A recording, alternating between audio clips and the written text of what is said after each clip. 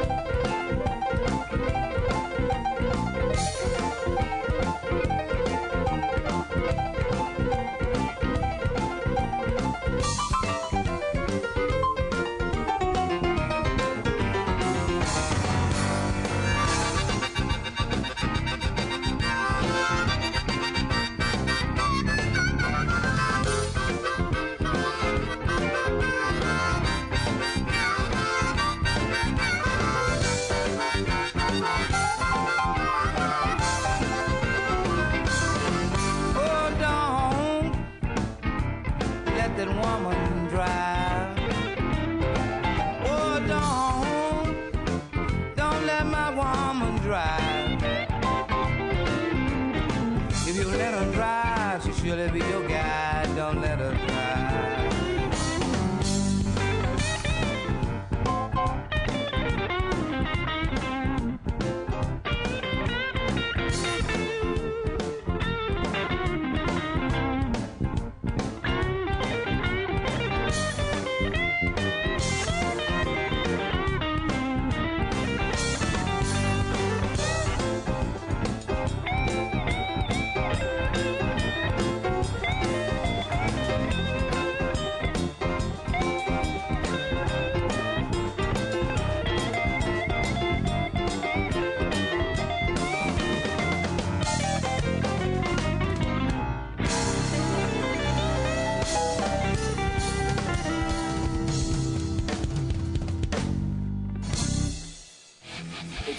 Time for Talkin' Boxing with Billy C. It began as a podcast, went live on the net, and transformed into a full-blown empire. Across the web, on Fight Now TV, and on radio stations around the world.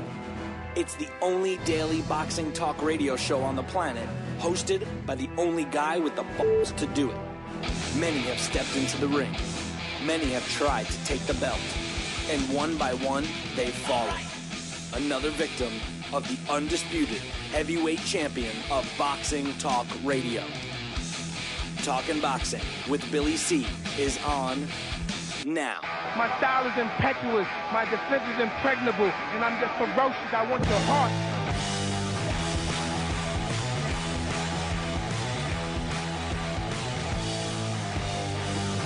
And we're coming to you live from the Billy C studio. I should say the hazy, hot, and humid Billy C studio in Lake George, New York. Yeah, man, it's brutal here on the East Coast, Northeast Coast. Don't forget the show is being brought to you. It's being brought to you in part by the heat's affecting me mentally, and also the stench. Show's being brought to you in part by. Doesn't that throw you off? Well, it throws me off. The show's being brought to you. And we're coming to you live. I got to do it from the beginning. And we're coming to you live from the Billy C studio in Lake George, New York. I'm Bill Calogero, and it's time for Talking Boxing with Billy C. The show is being brought to you in part by Cat's Nationwide Luxury Transportation Service. If you're looking for a limo and you're someplace in the United States of America, well, then you need to give my girl Cat a call, 202-351-7496. That's 202-351-7496. Cat's Nationwide Luxury Transportation Service, the official limo service of this year's BillyCBoxing Hall of Fame induction weekend, scheduled for November 16th, 17th, and 18th. So mark that down. Make your plans now. Visit the website, www.BillyCBoxing.com. Get all the info on that. Get your tickets. Better hurry. Cat's Nationwide Luxury Transportation Service is the only place for you. If you're looking for a limo and a real hot driver, just remember, she's my girl, though. 202-351-7496, Cat's Nationwide Luxury Transportation Service. Show is also being brought to you in part by my friends over at the, before we say halftime, since I'm donning their shirt today, Campanaro and Tomkovich. That's right. If you're looking for a lawyer, using the ones that keep my ass out of trouble, that's Campanaro and Tomkovich. I don't care if you need real estate law, maybe a contract law, maybe some matrimonial issues, maybe even criminal issues. Give Campanaro and Tomkovich a call and talk about hot chicks. That office is just loaded with them. I keep telling you, go do something illegal the way you need a lawyer, and just to go in and check out the girls. Maybe you get a date. Maybe you get lucky. 845-221-4099. That's 845-221-4099.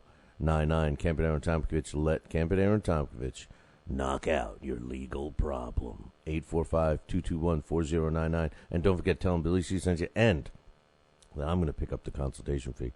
Show's also being brought to you in part by, that's right, my friends over at the Halftime Bar and Grill, Route 9, South Glens Falls. Check them out if you haven't been there. If you live in the area and you haven't checked it out, what the hell are you waiting for? Especially on Sunday and Monday nights. The Goyles are there, that's right, in their bikinis and everything, playing volleyball on their beach volleyball field. I don't know if that's what you call it, but yeah, they got all the beach sand. They got the volleyball up. They got the girls bouncing around. Playing around in their bikinis. And you can check it out on Sunday and Monday nights. So go check it out. And speaking of halftime, if you like hot wings or boneless wings, go in there and try the Billy C hot sauce. You got to make sure Craig makes it. Otherwise, you're not going to get the full effect. Billy C's hot sauce over there at the Halftime Bar and Grill. 518-792-4869. There's always great people there. Always drink specials. Always food. And I'm usually there on Friday nights when they have Friday night fights. You know, I'm thinking there is some Friday night fights this week. I haven't heard much about it. So I might be swinging down there. So make sure you come by, talk to me, and I'll give you a free prize just to say hello. You know, yeah, or just sit and watch the fight. You don't even have to talk to me. You could just buy me a drink. You know, but I'll give you some free prizes there. Halftime Bar and Grill, 518-792-4869, and also the show is also being brought to you in part by the Whitehall Athletic Club. Hey man, if you do live in the Glens Falls area, or maybe even Rutland, Vermont area, you're going to want to join the Whitehall Athletic Club. It's a great place, man. It's got a golf course. It's got swimming, it's got boating, it's got fishing.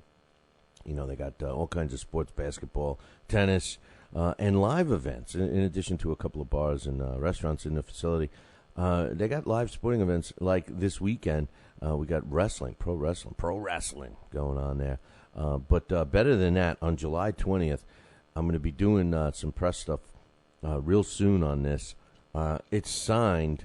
Well, it's almost signed, but I'm going to tell you now. July 20th, a pro boxing event up at Whitehall.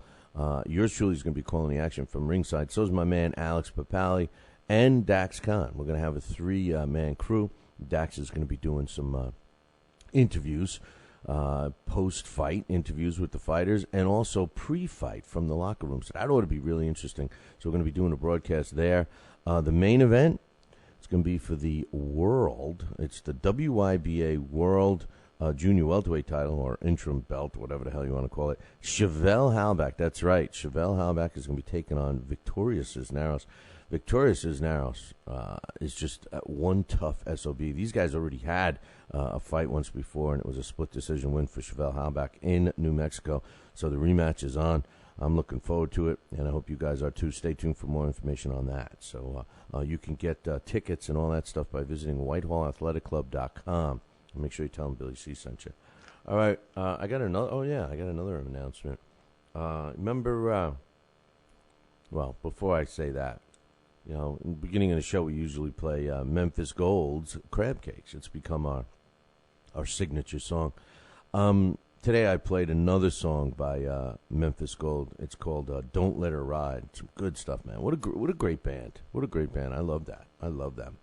And you know, speaking of Memphis Gold, you know, that song "Crab Cakes," it's kind of become synonymous with the show and everything, right? Do you know? And I don't talk much about the YouTube stuff, but we put YouTube up there.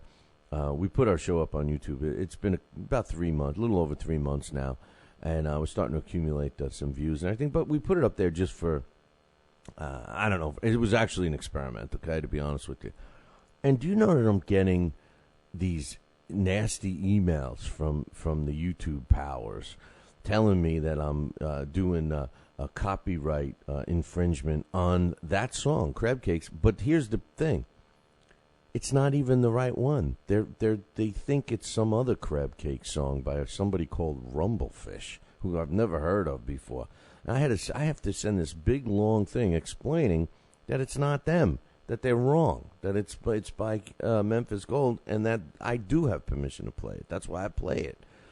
So I might just pull everything from YouTube. Between that and most of the YouTube listeners who can't figure out that this is a show, and they're always like sending you an email. Hey, what's up with this, man? It's too long. Oh, what's with all the music? Oh, how come the title says this and you don't talk about it for?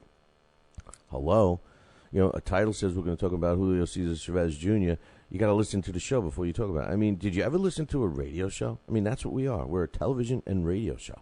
When you're driving to work and you're listening to a morning show, and they say, "Hey, coming up later, we got a story on this," and then you kind of stay tuned in to listen to the story, right? Well, that's what we do, man.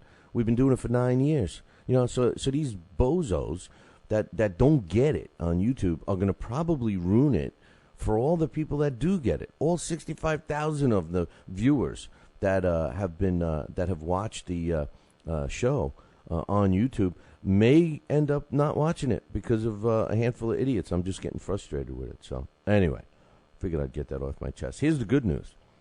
Remember my girl Emily Harney, boxing's best photographer? Now, she took a little vacation from the show, about a year. Why? Because she had a baby. And guess what? She's coming back July 9th, her triumphant return. She'll be back on the show. So tune in for that. Emily not only is a great photographer, very, very well versed in the sport of boxing. I'm looking forward to having her back in the family. Emily Harney, July 9th. So make sure you mark that one down. Speaking of babies, I've got to give a shout out to my daughter. She just had one, her first baby. That makes me a grandfather. Jesus. That's terrible. That's terrible. It's a terrible name. I think I'm just gonna have the kid call me Billy C. Hey, Billy C. But anyway, mailbags. This one's from McGunty05 says Shawnee Monahan isn't actually signed with DiBella. He just happens to fight on a lot of his shows. He's currently a free agent. So if there's any promoter out there with an offer to fight someone with a pulse, I'm sure he'd be glad to accept the challenge. Well, I guess this is in response to a show we did a couple of, a month or so ago. And, I will tell you this. I might have, and I thank you for correcting me, McGunty, but, I do know from personal experience, whether you know or not, I do work with fighters. I'm an advisor to fighters and stuff with their careers. And I had a fighter that we were trying to match up with Shawnee Monahan, and it will happen to have been on a DiBella card, and we did have to deal with the DiBella people on it, and they wouldn't take this kid. Now, this kid is I'm not, I don't want to knock him or anything, but, he's a 500 fighter. His record was 3-3, and they literally told me he's too tough for Shawnee Monahan. So that's where that came from. So I did not mean any disrespect to Shawnee Monahan, but somewhere along the line, like you said right in this email, you do need to fight someone with a pulse. So we'll see what happens. I'm going to keep an eye on Shawnee Monahan, but thanks for the Mick Grunty. But anyway, one other email I'm going to get to here before we take a break, and it's from a man, guess who? Guess who? Well, take a guess, but you're going to have to wait because I got to take a break right now. If you're in upstate New York and you need a trucking company, then you need Rosselli Enterprises. Rosselli Enterprises is trucking at its finest. They have it all. Dump trucks, dump trailers, walk-in floors, flatbeds, flow boys, tankers, loaders, and a full line of roll-off containers for any job, big or small. Rosselli Enterprises is also the source for all your sand, gravel, and topsoil needs. Visit them on the web at RosselliTrucking.com or call 315-433-5115. That's 315-433-5115 and tell them Billy C sent you. Are you ready, America? Then let's get it on with Fight Now TV. It's time, fight fans. Your channel has arrived. All the fights, all the names, all the action. From world-class boxing events to mixed martial arts showdowns and other combat sports matchups, Fight Now TV delivers the hits and more. Call your television provider and tell them you want to get it on with Fight Now TV. For more details, go to fightnow.com. We've got a great matchup tonight. Fighting out of the left corner is the #1 ranked contender. No, he is not. I'm sorry, but who are you? I am the IBO computer. I am programmed to provide only fair and unbiased boxing rankings. This fighter is the #15 ranked contender. Fair and unbiased boxing rankings? That's a new concept. Actually, it is not. The IBO has provided unbiased computerized rankings for many years. Well, we've still got a great fight tonight, folks. In the left corner is the #15 ranked contender. The IBO, the champion of integrity. Learn more at IBOBoxing.com. Check out BillyCBoxing.com now, or feel the wrath of the mighty mustache. Oh, that hurts. Why are you doing that to my face? I hate you. I hate you.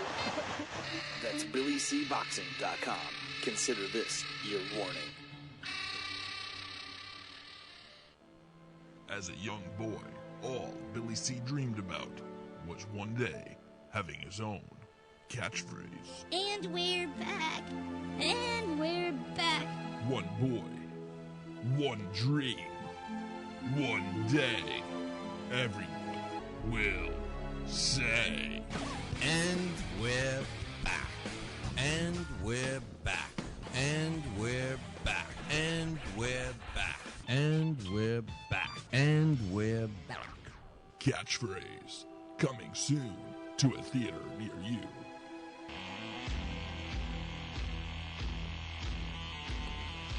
And we're back. We're back. You're listening to the Talking About the Billy C Show. Watching the replay on LDL TV, my man John. Still waiting for my girls. Michelle and Dawn. I guess they don't like me anymore. Either that or John's not putting in a good word anymore. I don't know. But glad you could join us on LDL TV. John does a great job with the show, especially on the weekends. You know, you could catch the marathons. He puts them all together and shows them. So check out www.ldltv.com for all the info. Well, we're in the mailbag, and I'm going to read one from a man. That's right, Given Quality. He knew it was coming. He says, Billy, you getting mad at Alex was straight comedy. I wasn't mad. Let me just start off and say this. Alex means a lot to me. He's like a brother to me. So, yeah, yesterday was we got passionate. We're both passionate about it, you know. So, yeah, maybe it was funny. We were definitely mad at each other, but we did our blast fine. Everything's cool, man. I love Alex, man. He's my man. I didn't even think anything of it, you know, to be honest with you. And I doubt he did either. You know, as a matter of fact, he was in the chat room right after, and he caught me saying profanities to my 150-pound Rottweiler who wanted to be part of the show yesterday, and was barking outside the studio door, you know, because I take him with me, and he decided that it was time to pull the plug, I guess, or he wants more airtime. I don't know. But Alex said, "Whoops, hot mic," and in the broadcast business, that means Billy C didn't hit the button. So that was broadcast. My profanities to my main man Duke, and Alex was around to catch it. So, but glad you enjoyed that. Given Quality goes on to say, Lampley did an entire special claiming robbery for Pacquiao. He interviewed Dwayne Ford, and Ford clowned Lampley and said not only do the fans not understand how to score a fight, the commentary doesn't represent all what's going on in the fight. And he singled out Lampley as well. He said that was classic. All he needed to say was boom, boom, boom, which is, in case you don't know, that was Lampley when he was throwing, when fighters were landing a punch. CompuBox was scoring Timothy Bradley punches for Pac in several of the rounds, especially in the seventh. I just want to say this. I agree so far with that comment. I agree with Dwayne Ford saying that, the commentary doesn't represent what's going on, because I definitely agree with that, especially with the HBO commentators. They're terrible. They have become terrible. I mean, if you really look at them, we have to give them credit. 10, 15 years ago, they were doing a fantastic job, but they have sunk so deep into the abyss. It's just terrible. It's terrible. And like Alex, he says he listened to watch the fight with the sound off. I generally do. On the pay-per-views, sometimes I definitely listen with the sound on, and then I'll rewatch it with the sound off. But I can't stand them, and their whole thing about the stats now, they rely on CompuBox stats, and based on what my man Alex was saying yesterday, it's Senator John McCain using stats as if they're fact. See, that's the joke of it all. And I think that the CompuBox, and I'm going to get to this a little later in the show because, believe it or not, I have some kudos for a guy that I usually cut up a lot, and it has to do with scoring and judges and everything else. But and specifically CompuBox and CompuBox, it's a joke because what we're doing is we're relying on the guy or girl that's keeping track. So number one, we're relying on them to score the punch and assume that it landed. That's number one. And number two, to get the amount of punches landed correct. So depending upon who those people are, and I don't care, and when they came on this show to defend themselves, their defense was that, don't worry, they're all experts. Well, who? Who are you? Going to tell me that clown writer? Come on, man. You're going to tell me that clown writer that I read his 5,000-pound book to go to sleep? You're going to tell me that he's an expert? Come on, man. Come on. I wouldn't take anything he says unless he was wearing dresses or something. I think he does wear dresses. But anyway, the bottom line is this. I agree with Ford, except I disagree with Ford's score. He has become, in my opinion, he should be the target because he's come out with some outlandish things. And it's like he thinks it's all about him. Do you know that he was supposed to be one of the judges for the Holly Holm and Sophie Mathis rematch last week in Albuquerque, New Mexico? And he said, you know what, I'm not going to come because I don't want to take the attention away from the fight and have everyone focus on me. Are you kidding me, Dwayne? No one cares about you. As a matter of fact, you're a laughing stock. So because of your score and because of your comments that Bradley schooled, Pacquiao, and that is such a ridiculous statement. And when you look at his score, how can you say, even if you believe that the score was 115, 113, which whether you believe it or not, that's fine. I'm not going to discredit anyone's opinion for thinking that Timothy Bradley won that fight. But even if you scored that fight 115, 113 in favor of Timothy Bradley, how does the word schooled come out of it? How does the word dominate come out of it?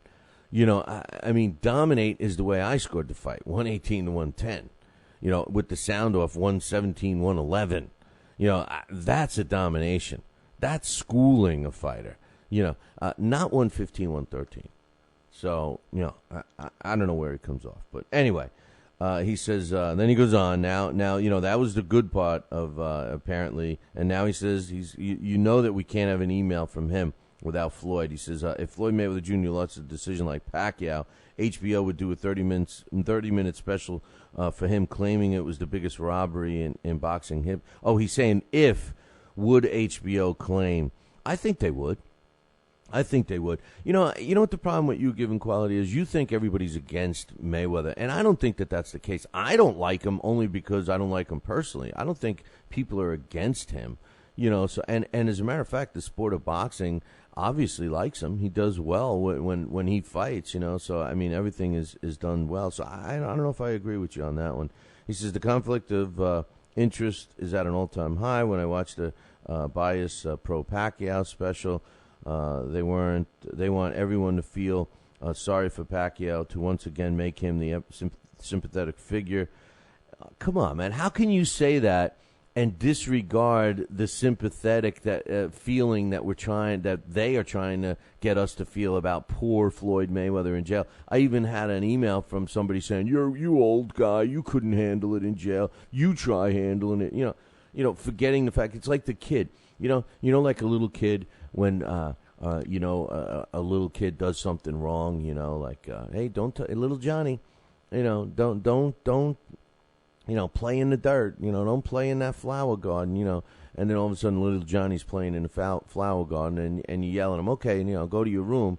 Now little Johnny gets mad at the parent for sending him to the room. They forget the reason why they went to the room, right? They're mad at being sent to the room. They're forgetting what the reason why they got sent to the room. That's the same thing here. People are getting mad that poor Floyd can't drink bottled water and eat gourmet food in jail, and how hard it is to be in a cell for 23 hours a day, and yet they're forgetting why he went in there. So I don't know if that's true. He says one last thing. They're trying to he's saying that they're trying to make it feel bad because now some of the tarnishing things that has happened with Pacquiao, like the cheating, the gay quote, the gambling, and all of that. The one last thing is he keeps thinking, given quality, keeps saying that he feels that the Juan Manuel Marquez fight against Manny Pacquiao was a robbery. That was not a man. A robbery is when you dominate and lose. Juan Manuel Marquez did not dominate. Maybe you can argue and make a good point that Juan Manuel Marquez beat Manny Pacquiao. I'll accept that. I'll accept the 115-113 score that people had for that. I don't have a problem with that. That fight was so close that it could have been Pacquiao 115-113, Juan Manuel Marquez 115-113, or it could have been a draw. I wouldn't have argued with any one of those decisions. I don't compare it, in my opinion. I don't compare it with the Bradley fight. And I love Timothy Bradley, but I just think that Manny Pacquiao won that fight. I do think that was a robbery, but that's my opinion. Castle Hill Gill says, Billy, I agree with you on Chavez, Jr., and Martinez. This is in response to me saying that I have a feeling Chavez Jr. is going to give Sergio Martinez a much tougher fight than some of the people think. He says, I think Chavez is simply too big, too young, and he has too strong of a chin. I agree with all of that. He says, I can see Chavez Jr. working Martinez to the body and come on late and hurt and knock out Sergio. That's the key of the fight, Castle Hill, because, the bottom line is that if Sergio dances and outboxes Chavez Jr., he wins the fight. There's no question about that. But if Chavez Jr. can cut the ring off, get him into the corners, and work the body, you're 100% correct, and I agree with you there. He says it is possible that Sergio can outbox this kid, but that's gonna require him to do it all night. I don't think he will be able to do that.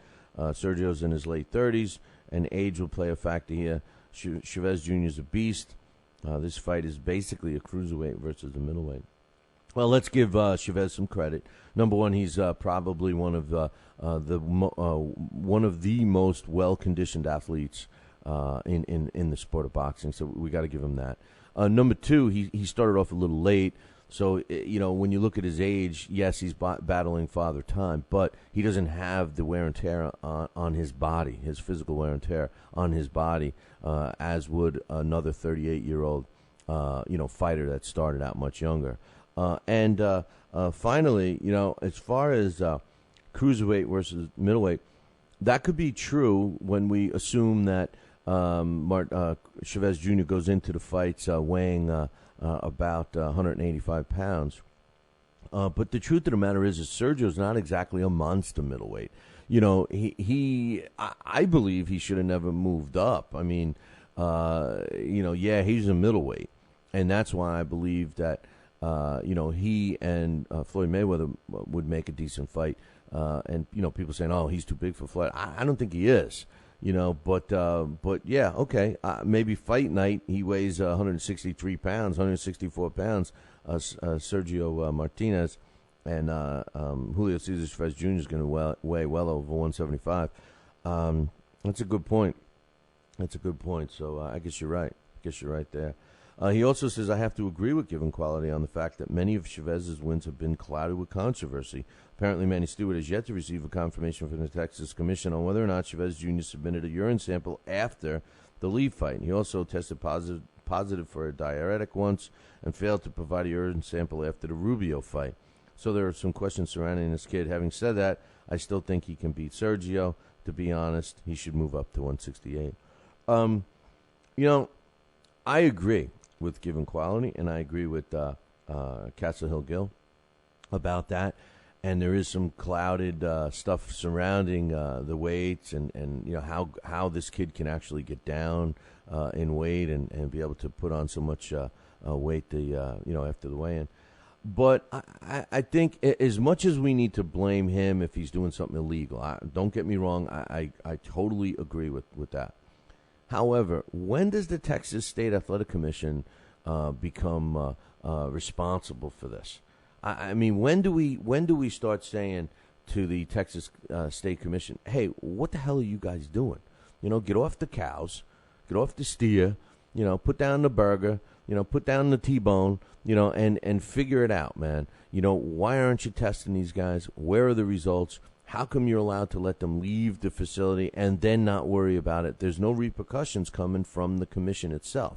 Now, I'm not saying it has anything to do with the fact that, the father, Dickie Cole, is the commissioner, the son is the referee, and oh, by the way, the family owns the Cole Insurance Agency, which actually insures all of the fights. So, I'm not saying that has anything to do with it either.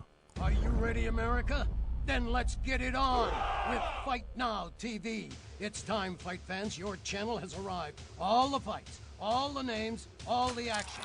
From world-class boxing events to mixed martial arts showdowns and other combat sports matchups, Fight Now TV delivers the hits and more. Call your television provider and tell them you want to get it on with Fight Now TV. For more details, go to fightnow.com. Broadcasting in all corners of the globe, on the web and radio. He would scoff at a stretch of that man, I would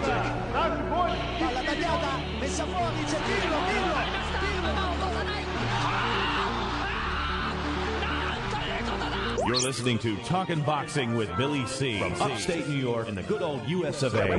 Boxing is here to stay because we are here to stay. The best 2 hours of boxing talk on the airwaves. Hey, fight fans, check out KOFantasyBoxing.com.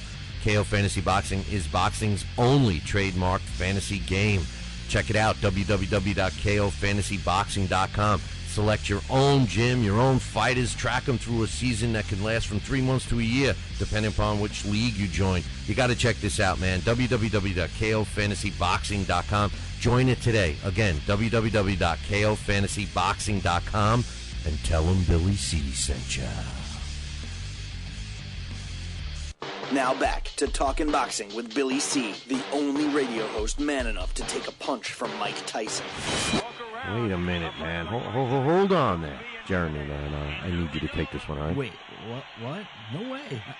I can't do this. Need I remind you I'm Billy C, damn it? Now put on that mustache and get in there. Hey, look at me. I'm Billy C. Crap.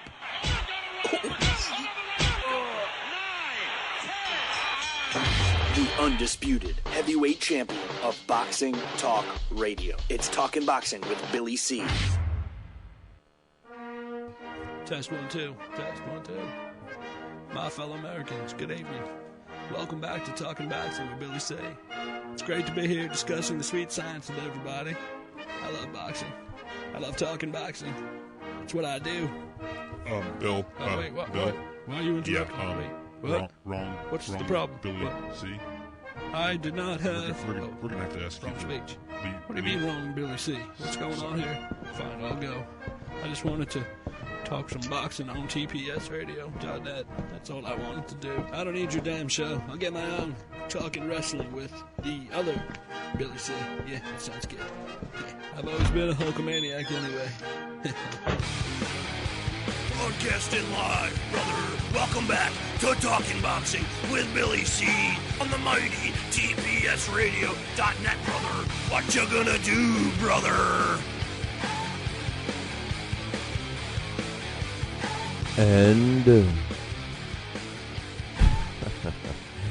And we're back. I just smashed my head on the whatever happened to my new mic anyway? I who's in charge here? Daxx. What happened to my new mic, man? I was supposed to We had a new mic that was ordered. I just remembered. Jeremy hooked us up with a new mic, and he said, yeah, I ordered you a new mic. When it comes down from the ceiling. That's what we want. It was like 2 years ago. I haven't seen it. Anyway, you're listening to the Talking Boxing with Billy C. Show. You're watching us on Fight Now television. That's right. And if you don't have the Fight Now channel on your sports channel lineup, you're a loser. Well, you got to call your local television provider and tell them that you want Fight Now. That's simple, man. Pick up the phone. Call them. I call ours every single week, once a week, man. I got Time Warner, which sucks. And they're like, oh, yeah, we know about the channel. We're working on it. I'm like, well, I'm going to keep calling you until I can flip to it on my remote, man. All the information about the channel can be found at their website, www.fightnow.com. Don't forget, every night is Fight Night on Fight Now, 10 p.m. Eastern. Check out the website for the latest listing. Speaking of latest, we're doing the mailbag, and we got an email, one more here from Castle Hill Gil, and he says, your 50 Cent impression is hilarious, LMAO. That means laugh my ass off. See, I'm getting good with these abbreviations. I guess being 150 years old finally pays off. He says, I just was, I don't know. I just was in a weird mood that day, and it was just the whole thing about the gangster thing. It was just like these guys try to be, they want to act so tough. I watch these stupid things all the time on TV, and they're trying to come across. It's almost like it's a slap in the face for the poor guys that are out there really living on the streets, and it's part of their life. And the guys that glorify it, that really are the softies that sleep with the silk sheets and drink bottled water and eat gourmet food. They're no gangsters. They're wannabes. But anyway, the 50 Cent, he'll be all right. He'll be all right. And I think that's what Castle Hill was saying. But he says, I'm going to get some tickets to the Mike Tyson Broadway show. I work a few blocks away from the theater here in Midtown. You live in Midtown, I hope you're watching the show on Fight Now, man, because if you're in New York City, you definitely can get it. So hopefully you're checking it out on Fight Now. He says, I'm going to make sure to provide you with a full review. I received a notice from Ticketmaster Monday when it became public. And he says, by the way, The Rock did not die. Alex got you again. That was a hoax from 2001. Well, I got news for you. It wasn't Alex this time. It was Daxx. If you want to blame somebody, blame Daxx Khan. He's in the chat room right now. Rip him a new one. He says, by the way, what's your take on Vasquez Jr. against Rafael Marquez? It's scheduled for August 4th. I like that fight. I really do. When it first was announced, I mentioned that I like that fight. Thanks for the emails, Castle Hill Gil. I like the fight. I like Vasquez Jr. I finally was giving him a lot of credit. Here's a kid that had no amateur experience, and he's living in the shadows of his father. And I was impressed with him. To win the title, then defend it a couple of times. And I think that he lost only because of the lack of experience. And he's still young. I think we're going to hear a lot more from him. And as far as Rafael Marquez, here's another situation where, Marquez may be pushing the envelope. He may be pushing the envelope. He may be not knowing when to say when. With Rafael Marquez, I'm not taking anything away from him. Because, he's a great fighter, exciting fighter, right? Of course, he's the brother of Juan Manuel Marquez. Two great fighters, right? But, it's just he had these 3 epic fights with Israel Vasquez.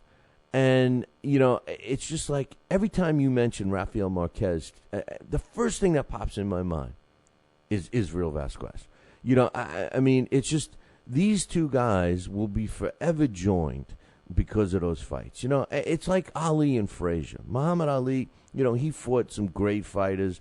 He had some great fights. The George Foreman fight, of course. Regardless of what you think about the Sonny Liston fights. Muhammad Ali fought, come on, the Kenny Norton fights.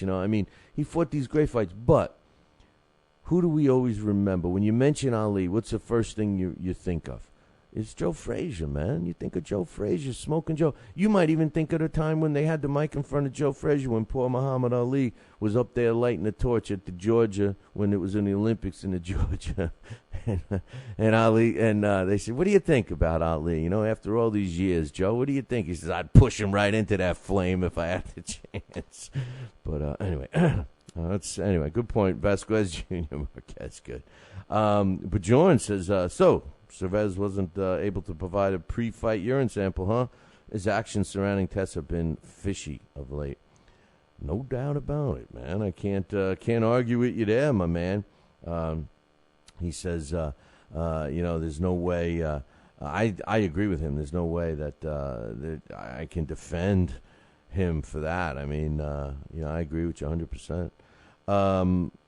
I got a email from Andre. Andre G. Andre G is a guy that deserves a lot of credit. You know, he developed the BillyCBoxing.com website. He developed the shell and everything else. So I give special shout out to him because he's done a lot, man, and he never lets me do anything for him either. You know, I mean. You know, I said, let me, I want him to come up to the Hall of Fame. I got to rearrange my sock drawer. I said, come on up, man. We'll hook you up. We'll do this. We'll do that. But unsung hero for the show, man. Just want to give him his kudos. He's like my other man, Curon, who does a lot for the show. And these two guys, for some reason, just, don't want anything other than, well, they've never asked for anything. Either one of them. So, I love both of these guys. They've done a lot. But Andre emailed me. He says, Billy, I hope you're as happy as I am that this loudmouth, Kevin Johnson, lost the Prizefighter tournament. Yeah, I'm going to get to that in a second. I am glad that he lost. I'm more happy that a guy that virtually is another version of Vinny Matalone in Tor Hammer won the fight, won the tournament. Because, Kevin Johnson clearly was the most skilled fighter. But it just goes to show you when you shoot off your mouth, you got to back it up sometime, man. And Andre, I agree with you, and I'm gonna elaborate on that in a second here. And finally, I got two more here. I got Bigaback says, speaking of the Prizefighter tournament, can you imagine if Gary Russell, Guillermo Rigondeaux, Abner Mares, and Nonito Donaire fought each other and have like a Four Kings type rivalry like the Leonard and the others? They would bring a lot of excitement, but that won't happen because of the childish money sucking promoters. I would love to have something like that, man. I mean, Bigaback, you are so right. And like I was saying yesterday, I mean, it would be so cool to have, all of the titleists, you got all of these sanctioning bodies, and you take the top 6 titles holders and you put them in a tournament and do it all in one night. But you're right. The reason why it wouldn't happen is because of the money, and they figure, risk versus reward. Why should I fight? Why do I get a blemish on my record? What if I sustain a cut? What if it carries over and my career gets ruined? Blah, blah, blah. And, when you put your business hat on, I can't argue. I can't, man, because I'm a businessman. I can't argue with that. But when I put my boxing purist hat on, I'm agreeing with Bigaback, 100%. 100%. It would be nice. It certainly would catapult the sport, wouldn't it? And finally, now, really, Sammy from Newcastle says, isn't it time that Golden Boy takes over? Everyone's fed up with Bob Arum and his ability to not give people the fights we want to see. I think that if De La Hoya starts matching the best with the best, every boxer will want to partner up with them. What do you think? I think they are in the takeover spot. I think that boxing is basically run by Golden Boy and Bob Arum. Listen, don't be don't let the wool be pulled over your eyes. Don't be clouded by Golden Boy. Golden Boy has this persona that they're for the fighter and they're for the good of the sport and all this. It's like it's like doctors, right? A doctor gives the illusion that he really cares about his patients. And I'm not saying that doctors don't care about their patients, but I'm sure there's some out there that all they're concerned about is making the BMW payment, putting another addition onto the mansion and all of that. And being a doctor means money, and it's a job just like anything else. So, and make no mistake, Golden Boy is a promoter. Promoters make money for having their fighters fight. The illusion with Golden Boy is he's a former fighter. He cares about his fighters. He's this, he's that. And the end result, we wish it was like that. We wish it was. But the end result is that, they're there to make money. And they have a right to. I'm not saying they don't have a right to. But I think Golden Boy's already at the top. I think Golden Boy and Bob Arum and Don King, if he wanted, but obviously he doesn't, are the two top promoters in the world. All the other ones, that next level, those Lou DiBellas, those Goose and Tudor, those Gary Shaw, the Star Boxing, all of those next level promoters, they like to position themselves in a spot where they have a fighter that can fight either an Arum or a Golden Boy guy so that they can all make some money. So, and those promoters, those ones I just mentioned, that next level promoter, it's their fault that boxing's being run by two promotional teams. Now, whether they can't, keep up with the Joneses, so to speak, because of dollars and cents, that I don't know. But it's clearly run by the two promoters. And finally, he says, also, hopefully this is it, man, and we get to watch the best possible fights. I mean, why wasn't the Pacquiao-Bradley a sellout? Because we wanted to see Mayweather, not Bradley, against Pacquiao. Why won't people buy the rematch? Because it's clear that we want the Mayweather fight. Why are Hay and Chisora fighting? Because we want it. Boxing is for the fans, not for the wallets of a few. Please comment on this. Well, Joe Santoliquito was disagreeing with me yesterday. He was saying that nobody cares about the Mayweather Pacquiao fight, which I totally disagreed with him. Yesterday on yesterday's show. I think people still do want to see that. I kind of agree with the masses at this point that Manny Pacquiao is not the same Manny Pacquiao, that the shelf life of this fight may have expired in terms of getting both fighters at their best. They're clearly not at their best, but at this point in time, I think Mayweather beats Pacquiao, and but I still think the people want to see it. The diehard Pacquiao fans, they're gonna be clinging to the hope that he beats Mayweather, and Mayweather fans, they don't care who Mayweather fights, and they would love nothing more than to have Floyd Mayweather best Manny Pacquiao. So I think that fight, and I made the bold prediction that I think that Bob Arum and Manny Pacquiao are going to split. That they're going to buy out, that Manny's going to buy out his contract, which he can do, and he's going to team up with Mayweather, and they're going to co-promote their own fight. You watch, man. You watch. It's going to be the first time that the two fighters involved are going to actually be the only promoters. Even Golden Boy's not going to be involved. So you watch, and they'll both make, at least Floyd's going to make $100 million on it. So I think that's going to happen. But you're right. The fights like Hay and Chisora, the fan wanted it. Frank Warren wanted it. So it happened, and that's hey, listen. I said on yesterday's show, the fans have more strength than they realize, and you just gotta say it. You either gotta say no to a pay-per-view and not buy it a couple of times, and guess what? You'll get that fight on regular TV or whatever, regular cable. Or you'll get better fights made. And as far as why didn't the Pacquiao fight sell out, I'm not sure, but I have a good reason. I think I have a good guess, I should say, why. And it's like this. When you are a marginal fan. Now, see, this is Alex. My man Alex he's got this feeling. And I don't mean to quote him or anything, but along the line. So I'm not saying this is his 100% feeling, but he's always said, and he said it on the show, and he says it to me all the time, that that boxing really, he doesn't care about the marginal fan. He thinks that the pure boxing person is the people that should be driving the sport and the fans that we should be focusing on as a sport in the whole. I have said that I thought that the marginal fan, the occasional fan, the guy that talks about all sports at the water cooler, we do want that guy. We do want that guy to help us, catapult pay-per-view numbers and what have you. And I think that with that said, I think that that's the biggest explanation of why that fight didn't sell out, and I'll tell you why. Those marginal fans, the fans that Alex is talking about, the diehard fan, they'll buy a ticket because they know that seeing a fight live is better than watching it on television. They know that. The diehard fan that Alex is talking about knows that, so they're going to buy a ticket, all right?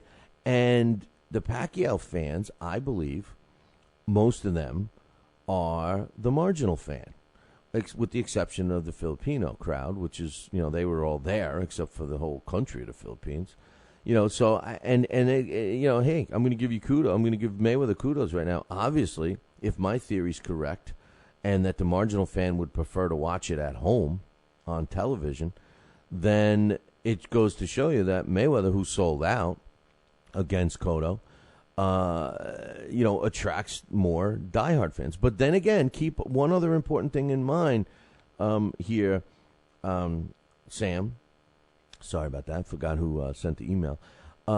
Miguel Cotto is also a huge draw. Timothy Bradley isn't a draw. He's not a draw. And maybe he is in California. I mean, listen, his parade, his welcome home, carry him off because he's got 2 broken legs parade, drew a little over 400 people. Floyd Mayweather's got 400 people living in his house. Manny Pacquiao's got an entourage of 400 people.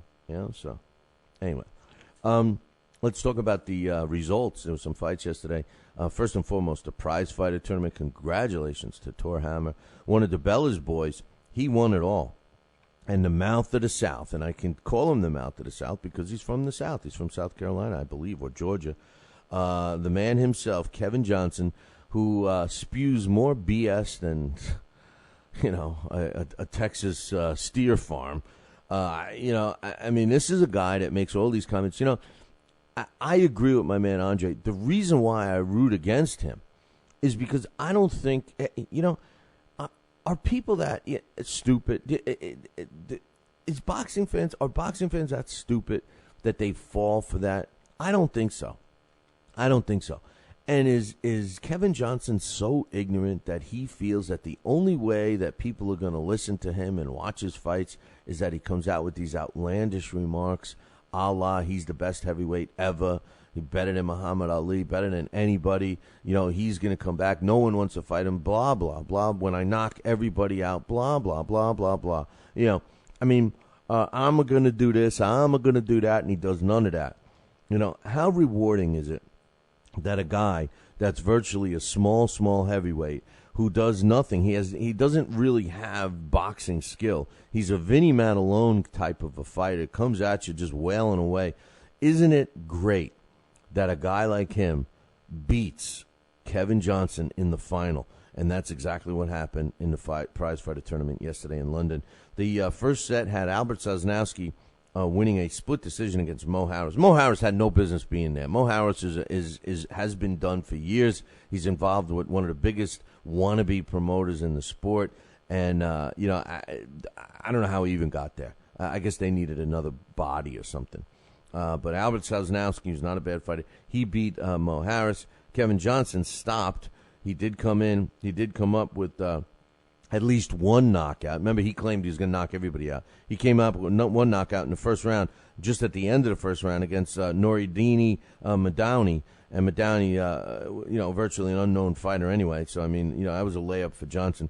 And Tor Hammer had a unanimous decision over a real big guy in Marcelo Luis Nascimento, 30-27, 30-26, 29-28 were the way the judges scored it. And Tom Dallas knocked out Tom Little in the third round, 1 minute and 57 seconds of the third round. That set up the semifinals.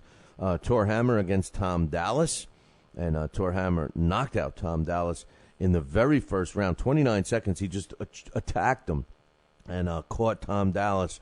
And according to the report I read, Tom Dallas was knocked out cold. But then it went down as a TKO. So usually if you're knocked out cold, it should be just a KO, you know. But anyway, the report I read was from Lou DiBella, so maybe, you know, they exaggerated a little bit. And the semifinal with Kevin Johnson had him winning a split decision against Albert Sosnowski. So here he is in the first fight, knocks out his opponent. Second fight, squeaks by Albert Sosnowski. One judge had it for 30-27 in favor of Johnson, and the other two had it at the same score for each fighter, 29-28. One had it for Kevin Johnson, one had it for Sosnowski, giving Johnson a split decision. Would set up the final, and Tor Hammer won a one-sided unanimous decision, 30-27, 30-28, 29-27, all in favor of Tor Hammer to win the Prizefighter tournament. Congratulations to him. He improves to 18-1 with 11 knockouts. And the bottom line is he outboxed the boxer. This just goes to show you that Kevin Johnson is totally overrated. There were some other fights, too, that took place yesterday, including the fight from Japan. It was a unification bout. WBC strawweight champion Kazuto Ioka improved to 10-0 with 6 knockouts when he unified the WBC and the WBA belt when he beat the former WBA champ Akira Yagagashi, who drops to 15-3 with 8 knockouts. This was a terrific fight from first round to the last round. Thank you, Kieran, for sending it to me. And, the first report I read was that Ioka really attacked Yagagashi in the first round.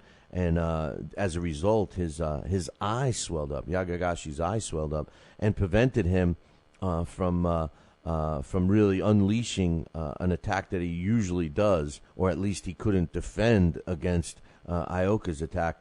And that actually made the difference in the fight. It was very close, man. 115-114 and 115-113 twice, all in favor of the new unified strawweight champion who now has the WBA and WBC belts, Kazuto Ioka. So congratulations to him. And also, there was some other fights in Moscow, and Khabib Alakurverdiyev improved to 17-0, and he picked up the IBO junior welterweight title, world title, when he knocked out Kaiser Mabuza, we all know he's a tough guy. In the fourth round, Mabuza drops to 24 wins, 9 losses, 3 draws. I don't have the exact time in the round, but it was the fourth round. Also on that card, Edward Troyanowski improved to 11-0 with 8 knockouts when he stopped Claudini Lacerda, who dropped to 14-3. Stopped him with 10 seconds left in the fight. So in the ninth round. So anyway, also the ranked cruiserweight Gregory Drodzd improved to 25-1, 25 knockouts when he stopped Fabio Garotto in 39 seconds into the first round. Garotto drops to 25 wins, 3 losses, with 21 coming by knockout. And one last thing I want to mention before we take a break and go to my man Daxx, who's waiting patiently. Did you see that the WBO had their they did it? Remember, the WBO was doing they were going to review the fight between Manny Pacquiao and Timothy Bradley. Well, I tell you, this is what I like about the WBO. They do things quickly. You know, they don't drag it out and stuff like that. And they did this quickly. They reviewed the fight. They had a 5-panel judge. There was 5 judges on the panel, and they all watched the fight with the sound off, Alex.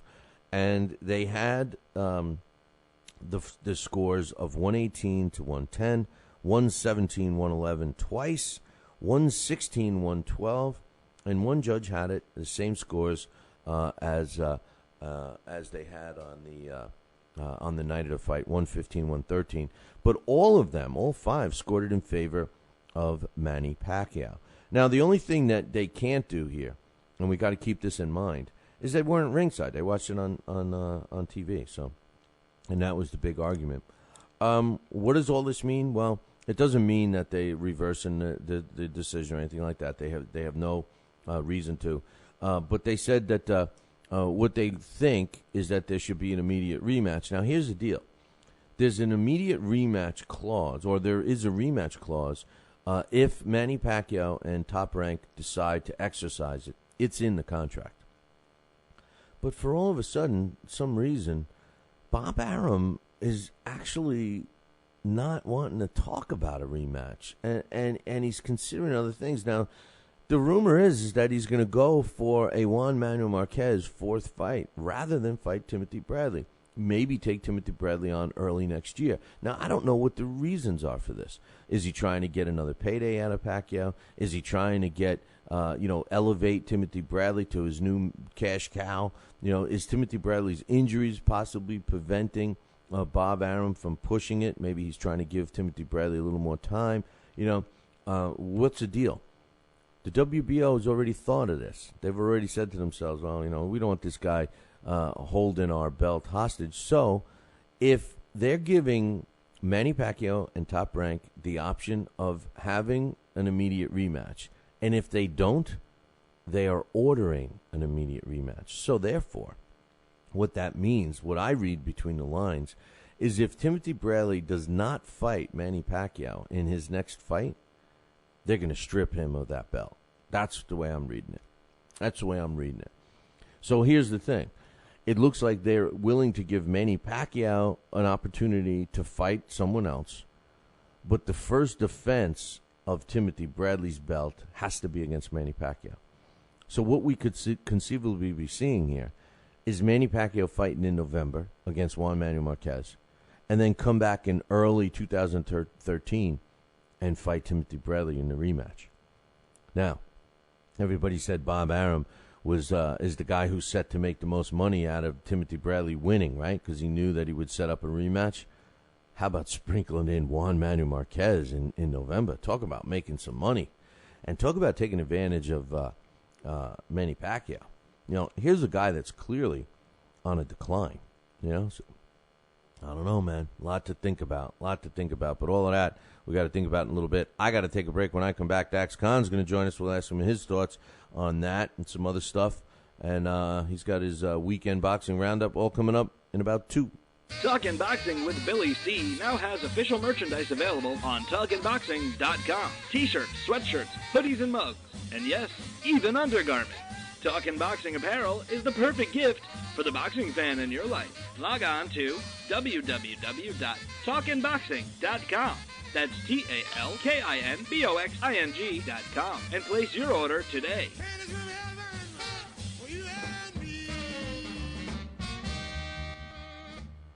Join us here for 2 hours as Billy and the gang do what they do best. Every time I start talking about boxing, a white man got to pull Rocky Marciano out their ass. Rocky Marciano was good, but compared to Joe Louis, Rocky Marciano ain't... Beat Joe Louis's ass. Joe Louis was 75 years old when he fought. Huh? What? We're supposed to be talking boxing. It's Talking Boxing with Billy C. As Billy C sits here in the multi-million-dollar Talkin' Boxing studios, sipping a fine wine before you're even out of bed, you should be thinking, damn, I wish I had a mustache like his. It's the Talkin' Boxing with Billy C show. He's Billy C, and you're not. Sucks to be you. Now let's dig into our archives and hear a rare interview when Billy C first became the champion of boxing talk radio. Hello, Billy C. As the new champ, can we ask you a few questions? Why, certainly. Okay, your fans would like to know how you and your corner have successfully walloped the competition. We're not ordinary people. We're morons. Anything else? I'm a victim of circumstance. Did your success finally come when you made the show 5 days a week for 2 hours? What do you think? I'm trying to think, but nothing happens. Now, please tell the listeners what you've learned from making it this far. Certainly. If at first you don't succeed, keep on sucking till you do succeed. Great words of wisdom, Billy C. Keep up the great work as the undisputed People's Champion with your show, Talkin' Boxing with Billy C. Any last words to anyone who's listening? This is your fault, you bonehead.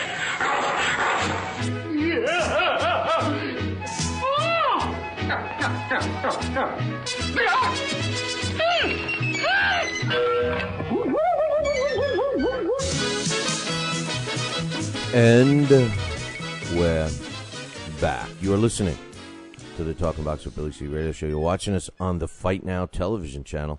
And if you don't have Fight Now on your sports channel lineup, you got to call your local television provider, whether it's satellite dish or cable, and tell them you want Fight Now right now. It's that simple. Pick up the phone and tell them you want Fight Now.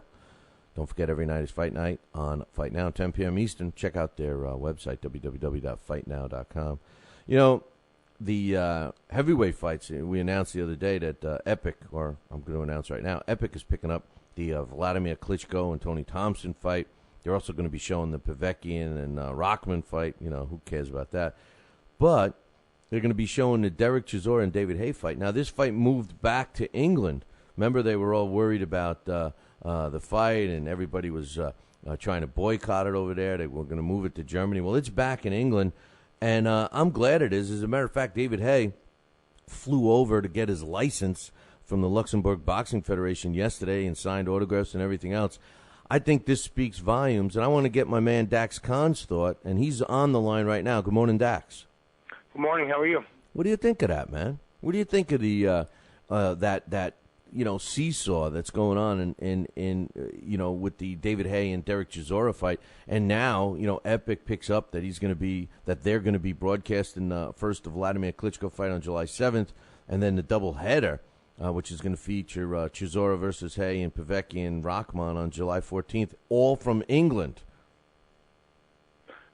I'm split on that. One, I think that the Haye Chisora fight it's become more of an embarrassment and a sham, in my opinion, considering how the fight was made. It's another one of those fights that was made due to talking rather than merit.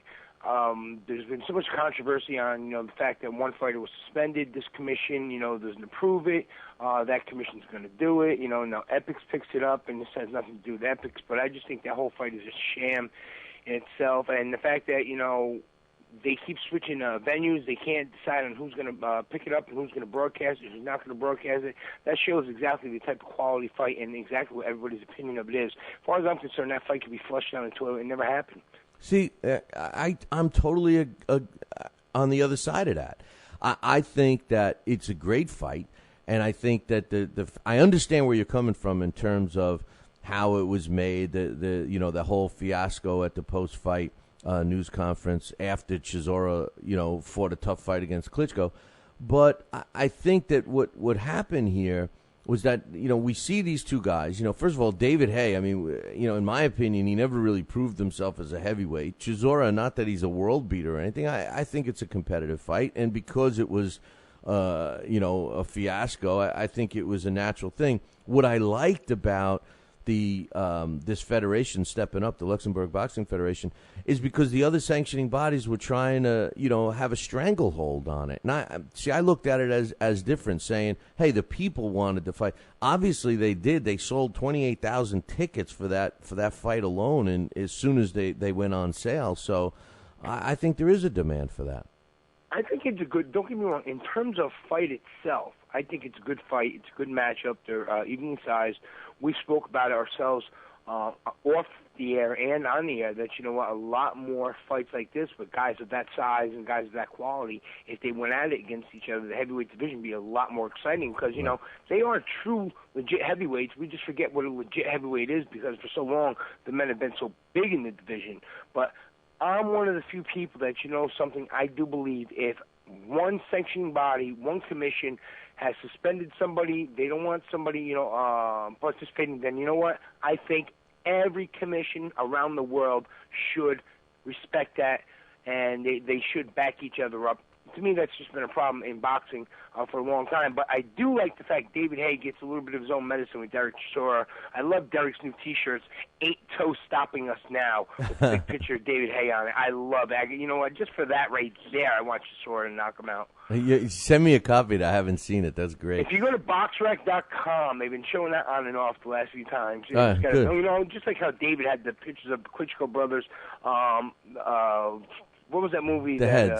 Yeah, they had the. He took that from. Was that Reservoir Dogs or something like that? With just the heads hanging. So now Derek Chisora is giving him a little bit of his own medicine. You got a big picture of David Haye looking mean, and right next to it in giant letters, "Ain't Toast stopping us now in toes in capital letters, and that's the biggest thing on the shirt. It's hysterical. Good for you, Derek. Hey, Dave, how you feeling now? I love it. I got to check that out. I tell you, I kind of agree with what you said, and I kind of disagree about the sanctioning bodies, and I'll just tell you why. Because I agree that they should all kind of be joined together, but before that can happen, they all have to agree on a fixed set of rules. And I'll give you an example, and it's the Oliver McCall situation. Oliver McCall is scheduled to fight Moritz Wach at Mohegan Sun. It's all ready. He goes there, and he fails the medical. Okay, he fails the medical. Now, each commission has a different medical requirement. So he failed the medical for whatever reason, and the commission decides not to let him fight. Now, this is where it gets shady. When you suspend a fighter, you can say a fighter's not allowed to fight because he didn't pass your medical requirements. But as far as I know, you're not allowed to suspend a fighter until he fights. So in other words, if he fights under your command, so to speak, in your commission, and he fights and he sustains a cut or he gets knocked out or whatever other reason you have, he disqualifies, does something illegal, you can suspend him, and I agree that everyone should follow that suspension, okay? But in this particular case, this was a guy that did not fight. He was turned down, and he went and took a fight in Germany, and now everybody's saying, oh, no, Mohegan Sun decided that they were going to suspend him. And my point is on what merit? If he failed a test and they're not making that test public, why would they suspend him, and how can they suspend him for not stepping in the ring? So in that respect, it would be hard to have all the commissions agree. You know what I mean? Yes, especially because they're not making the results of it public, as you said. We have talked. That's another topic that we've talked about on this show many times and off the air many times. Example, as you said before, when a fighter first gets licensed, before they step in that ring the first time, they need to have that CAT scan, so there's always something to compare it to. So this way the doctors and the commissioners know what's normal for them before they have another fight. This way they can make a better educated decision on whether or not a fighter should be suspended or should not be suspended, because what's a normal CAT scan for me may not be a normal CAT scan for you. Another example of somebody who, with this situation, would be Edwin Valero. Remember, Edwin Valero couldn't get licensed anywhere in the United States, and then suddenly Texas licensed him. But meanwhile, Edwin had a plate in his head. He shouldn't have been fighting anyway. I'm sorry. You shouldn't have been fighting with a plate in your head and with that massive injury that he had in the beginning. But everybody did know that, and Texas just went against the grain, as Texas just seems to do all the time. I don't know if Edwin had to take a urine test for that one, but Texas wasn't too worried about it because they weren't too worried about the plate in his head and licensing him to fight. So, but again, like I said, that was something that was out in the open. Everybody knew that, and unless the decision is out in the open, no, how can you just sit there and say we're not going to let a man fight because, don't worry about it, just because, and then want everybody else to follow along. That's like if me and you went someplace and you're like, you see that guy over there, Daxx? I don't like that guy. Why? What's wrong with him, Bill? I just don't like him. Why? I'm not supposed to like him either? Right. It's kind of the same thing. A little bit of a silly analogy, but kind of the same thing. You can't just go by the word on somebody. No, I agree. And that whole thing, the medical, my idea about that medical thing, when they get the federal ID, to me that's just such an easy remedy, and I wish they would follow suit. But speaking of Texas, we haven't had a chance much to talk about it, so I want to talk about it with you. What did you think of Chavez Jr.'s performance against Andy Lee? I'm sold on this kid. At least my opinion is. What's yours? My opinion is take away his size advantage, and he's less than ordinary. You don't think? Andy Lee is not a master boxer. I'm sorry, and I love Andy Lee. I've known Andy Lee since his very first professional fight. I've done many interviews with him. I remember one time calling his mother's house and doing an interview with him at his mother's house during dinner. Great guy, big fan of his. And Chavez Jr., I would like to see Jr. do better. I really would like to see Jr. be a star in the sport. Don't get me wrong. He's another one that I followed for a long time. I was talking to somebody the other day, I forget who it was, but, we were discussing the fact, remember when Junior was a welterweight, how skinny he was when he was a 17-year-old kid? He just first came into the sport, and now all of a sudden he's like, he's turned into a man. He's this monster of a guy, but you know what? He's not a good boxer. Andy Lee outboxed him. Chavez Jr. imposed his size on him, imposed his will on him, but take a guy and as you were saying earlier in the show today, he should be up in at least super middleweight. considering the fact that the man hydrates up to the cruiserweight division. So in super middleweight, now do you really think that Chavez Jr. is going to be as effective against an Andre Ward, a strong physical fighter like that? Well, look at it this way. It's not fair to say, well, he's not a good boxer. Well, I don't think he's trying to be a good boxer. I think his game is to break an opponent down and to come after him. Now, just put the size thing on hold for a second. His father was the same way. His father wasn't a fighter that was known for his boxing ability. I mean, you're not going to say, hey, Chavez Sr. was a great boxer. No, he worked fighters down.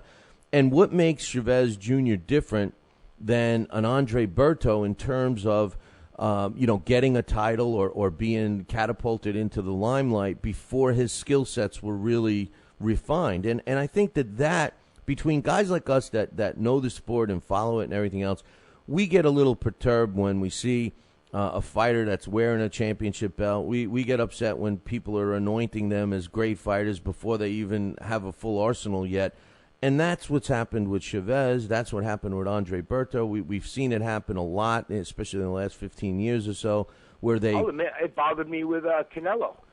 Well, Canelo, the only difference with Canelo is that he at least shows some he's in my opinion, as far as boxing technique and everything, he's refined. He, out of all the young fighters, he's more, I think, a more refined boxer than those other two I just mentioned, like Andre Berto and Julio Cesar Chavez. But unfortunately, that's the way the game is now. And with that said, I think that Chavez has evolved into a pretty damn good fighter. Now, granted, he should just be getting his world title shot now. He shouldn't have had this belt for as long as he has. But he's showing me some stuff. He's showing me that he knows how to cut the ring off. He breaks his opponents down with the body attack. He's introduced, that left hook going upstairs. He leads with his right hand sometimes. So he has mixed it up a little bit, and he is a tough out. Now you get to the size issue. That's a whole nother ball game. But his father, like a lot of other Mexican fighters, are known to be able to, tax their bodies and make that weight and rehydrate. Now the question is he doing it legally? I believe he is doing it legally, to be honest with you. Just to go back on what you said, I do agree 100% with everything you said before. He has shown great improvement, don't get me wrong, and I don't dislike the kid. I'm a fan of him. I would love to see him, progress and do better. But there is, and I've always had that problem, and that we've spoken many times on that. I just have a problem with that when, somebody's coming in 20 pounds over the limit on fight. Sure, yes, you made the weight on fight night, but the official weigh-ins. I'm sorry, but on fight night you're coming in 20 pounds over the limit. That's dangerous for that's just dangerous. Period. I'm sorry. Not only is it dangerous for the fighter who is gaining the weight, but it's dangerous for the person that's in there with with the size differential who's on the receiving end of those punches. But as far as there is, as many people as I've talked to, they have that down to a science. A lot of those fighters in Mexico on how to dehydrate and rehydrate themselves.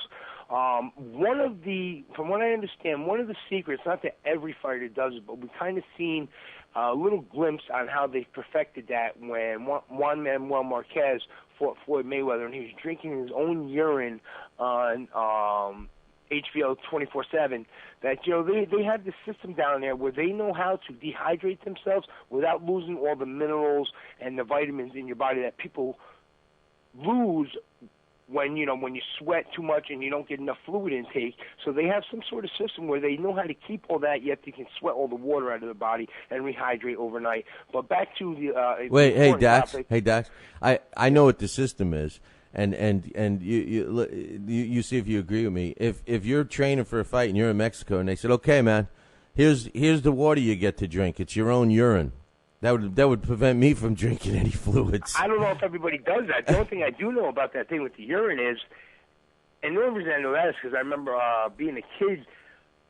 My cousin of mine was in the Boy Scouts, and I went to a Boy Scouts meeting with him one time, and they were sitting there saying, well, if you ever get lost in the wilderness and you should ever not, be able to find any water, you are able to drink your own urine, and that will keep you from being dehydrated because it keeps all the minerals in that in your body. So I don't know if everybody does that down there, but it certainly is crazy. But they do have a technique that is got it down to perfection, because unless, and I don't like to say that anybody is, so unless there is something illegal being done, unless it's proven, I just have to believe that, you know, they have some sort of system that they've been doing for a long time, because you said it, his father does it. There's been many Mexican fighters over the years who have done the same thing.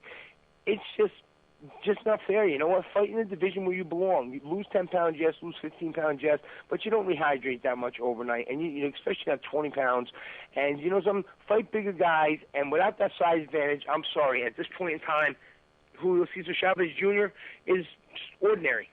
Well, the only way to prevent, Can you seriously, not to interrupt you, but could you seriously, at his size, he could fight super middleweight, light heavyweight? Can you see him going in there right now against somebody like Carl Froch? Could you see him going in there right now against somebody like Andre Ward, or even light heavyweight? Could you see him going in there outboxing or handling a guy like Gabriel Campillo, or slugging it out with Tavares Cloud? He's really not a power puncher.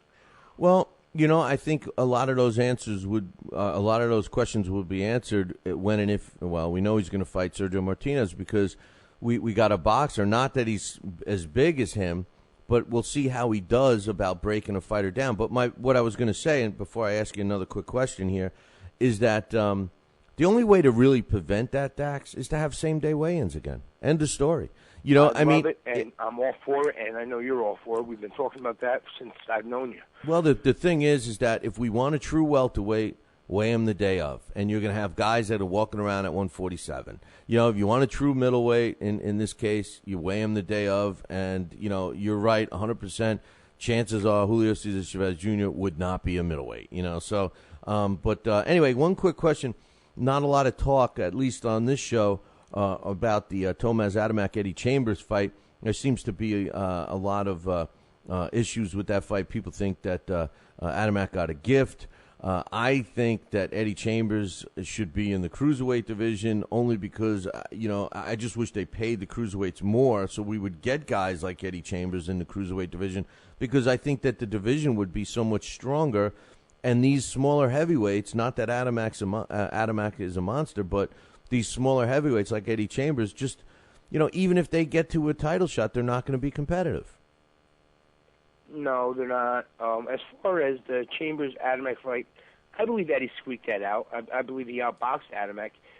Was it a travesty robbery? No, we've seen much worse. But I do believe that Eddie should have got the nod. Adamek hasn't been the same since the Klitschko fight. He's getting a little bit older, and I think some of the wear and tear of moving up through the divisions is starting to take its effect on him, you know, from light heavyweight to the cruiserweight, now, you know, the heavyweight division. He's in his 30s now. It happens to fighters.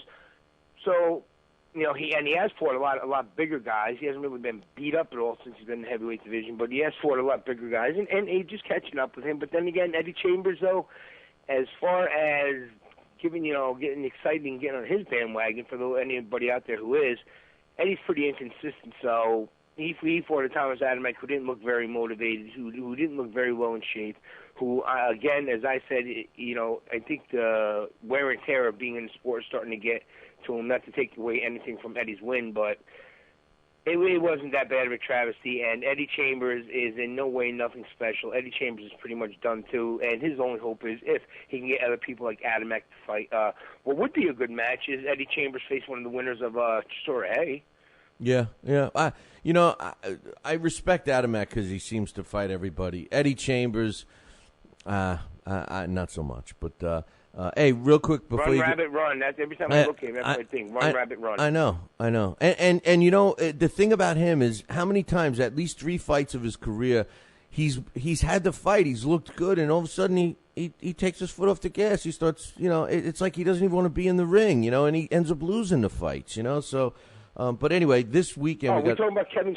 No, never mind. We're talking about Eddie Chambers, not Kevin Kingpin Johnson. No. Can you imagine a fight with them two in the ring? No, Kevin. You'd have punch stat numbers of Chambers threw 11 punches, Johnson threw 4 throughout the fight. Kevin Johnson is just a guy with a mouth that doesn't back it up, and you know, I get these emails all the time. People are like, oh, I guess you don't like trash talking. Yeah, it's not that. I love a good trash. I love a good trash talker. If they try, even if they try to back it up, you got a trash talker that says I'm going to knock you out, and he goes in and he tries, he ends up getting knocked out himself. I respect that guy more than saying I'm going to knock you out, and he literally runs for the whole fight. I mean, David Hay is David Hay. David Hay is the biggest example. He's a guy that talked more than anyone on the planet and didn't even come close to backing it up. I mean, it's a shame. It's terrible. But anyway, big fight this week. It's a travesty.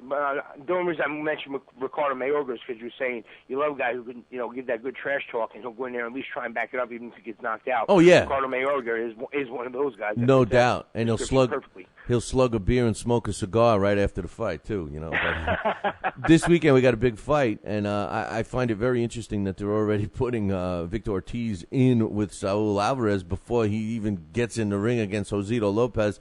I love Josito Lopez. This is a tough kid. I still have this little faint question mark about Victor Ortiz and his heart, and I think the answer is going to come this weekend because there's nobody that's going to test your heart more than a Josito Lopez. What's your thoughts on this fight? Does Lopez have a chance? I think so. Then again, Ortiz is hot and cold as we've seen him. When Victor Ortiz is truly motivated and he feels he has a point to prove and he doesn't want to be embarrassed, for example, like it was in his first fight with Andre Berto, where he was willing to stand there and trade, which showed he did have heart. Josito Lopez is going to definitely test that heart. The chin is questionable, but, the heart, I think the heart is there. He just seems like one of those guys that he's not really sure what he wants to do in there. And, he just needs to go in there and be Victor Ortiz, and he can win. If he goes in, he's Victor Ortiz, and he's willing to get up off that canvas, Victor Ortiz can win. But definitely, no, I'm not going to say, it's a guarantee over Josito Lopez, because Josito Lopez is a very exciting fighter. Either way, I don't care who wins. Neither beats Canelo. Huh. Well, we'll have to wait and see. Canelo... Neither. I'll say it now. Neither one beats him. Well, the thing is I like Canelo, and he's looked sharp, but either one of these guys would be the toughest opponent he's ever faced. So it would be a good test for him. Give us your boxing roundup for this weekend, man. All right, the roundup around the world. A little bit slim pickings this week. Friday, the 22nd at Sobaba Casino in San Jacinto, California, United States. Goose and Tudor host ESPN Friday Night Fights. In the main event, we will decide the owner of the interim WBO Latino light welterweight title when Mike Dallas Jr. faces Javier Castro. On the undercard, unbeaten super middleweight Brandon Gonzalez takes his 15-0 record in against Eli Agustama. Tough featherweight Guy Robb will also be in action. Saturday, June 23rd, at the Jimencio Miguel Hidalgo, Pueblo, Mexico. Canelo Promotions hosts an event to be aired on Mexico Televisa. Bantamweight Andres Gutierrez takes on Lavi Sierra for the vacant IBF International Bantamweight title. IBF female bantamweight action is slated when champion Yasmin Rivera defends her belt against Nadia Feliciano. Also, a WBC female light flyweight championship bout is also scheduled when champion Esmeralda Moreno puts her belt on the line against unbeaten Naomi Togashi. In Studio City, California, United States, Goose and Tudor airs a card on U.S. Telefutura TV.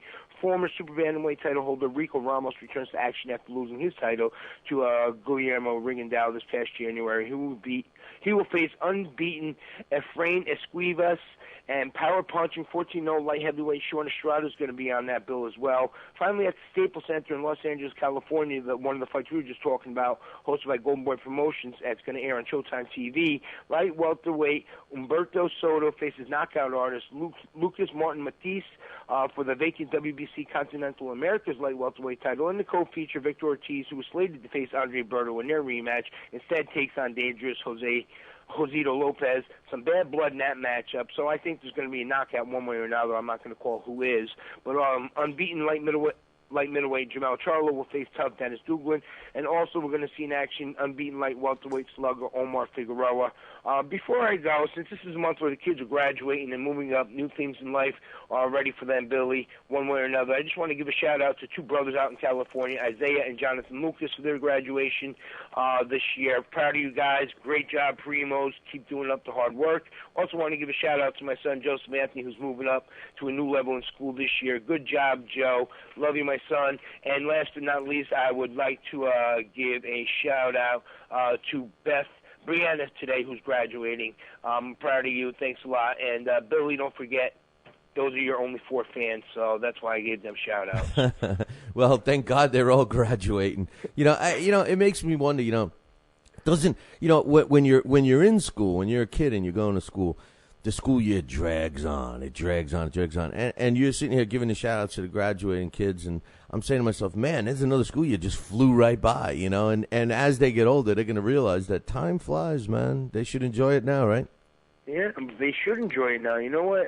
That's I think I recently wrote an article that was on our website, www.BillyCBoxing.com, about that. How regardless of your chosen profession, we got to get up every day and we got to do stuff every day. If we expect to have a roof over our head, you want to eat, you want to have food in your stomach, you want a warm place to sleep at night. Boxing, in my opinion, Billy, is a great sport that teaches people exactly how that is, exactly how to accomplish that. And when you were saying how things drag on, you know what? Anybody who's ever been in a ring, even to spar as an amateur, you learn that those 3 minutes are the longest 3 minutes in the world in one round. And so that's pretty much like life. When things aren't going well in life, everything's going to seem to drag like those 3 minutes. So, yeah, when you get older, everything's just going to seem to drag. Everything goes by quick now, so enjoy it, because once they get our age, Bill, they got to get up every morning, put on the fake mustaches, get in there because you're Billy C. Damn it, go over there to Daxx Khan because you're the assistant bottle washer. You're going to find out, time drags really slow. So I wish I was your age, man. I'll take your age any day. I'll take it back. I'll take it. And you talk about a warm sleep, a warm place to sleep. Last night was a little too much, man. I was like, what the hell? I don't have air conditioning. Oh my God! Oh my God! It's like you might as well try and sleep in a sauna. It was terrible for me. And, me too. The weather's horrible. Hopefully, you got to get a break, or hopefully, we got to go cover some fights someplace where it's a little bit less humid. Yeah. Or hey, go out and visit our man Tony Treem, who's going to be covering the card at the Hard Rock in Vegas on the 6th. He always says, it's a dry heat, Dax. It's going to be 114 tomorrow. And I always tell him, Tony, anytime that I can walk around and roast a chicken on a stick as we're heading down the street, I don't care how dry it is. It's just too hot. Tony gets all the good shows, man, because he lives in the true mecca of boxing. And I know one thing. I know I got to go, but I know one thing they do in Las Vegas every year. There's a radio station. I don't know the call letters, but every year They literally, you say roasted chicken, they literally roast a roast beef, a hunk of roast beef in the back of a car. They put it on the like where the back window is, that what do they call that? That little, that little ledge there, like where speakers are and stuff. I don't know what it's called, but I know what you're talking about. Yeah, they put a roast beef in there, and they close the car up with the windows shut and everything else. And they you have to guess how long it's going to take to roast that until you can eat it. And they do it every single year. So we're talking dry heat. Who cares? It's hot enough to cook a roast beef, man. Does it say, is it a juicy roast beef, considering it was cooked in a dry atmosphere? You know what? That's crazy. Maybe it's not. Maybe it's a turkey. On the back window of your car. No. Talk about the efficient home mother, huh? Yeah. Throw the roast beef and chicken on the back of the car, spice it up every 20 minutes, and just cook on the way to get the kids from school. There you go. Amazing. And I don't think I think now that I'm talking about it, it's a turkey, not a roast beef. It's a turkey. I would prefer. I don't care what it is, Bill. If you can cook it in your damn car, it's too hot. So for anybody that's got their dog and they decide to leave him in the car, think about it. You might come back and you might have you might have something cooked in there. It's not even. I hate that. Yesterday there was this lady who actually not only was she in the car with her dog, her kids, and she was smoking a cigarette. I said something to her. I'm like, lady, are you sitting there? And this kid could have been no older than 3 years old. I said, are you smoking a cigarette in the car with that kid?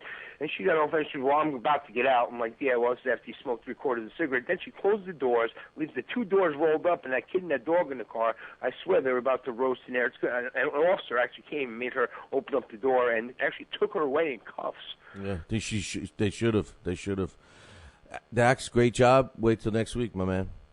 Absolutely. Thanks a lot. Enjoy the fights, everybody. And just one last thing, Billy. If anybody would like to sit there and they would like to be added onto our links list, for BillyCBoxing.com. I'm doing an exchange for anybody who wants to do one with us because our Hall of Fame is coming up in November. We're starting to promote it now. If you come, you be part of that. You know something? We'll help promote you on BillyCBoxing.com. You get our banner up there. Contact me, Daxx, D-A-X-X, at TalkingBoxing.com. Sounds good, my man. Talk to you soon. All right, have a good one, everybody. We got to take a break, and I'll be back in about 2.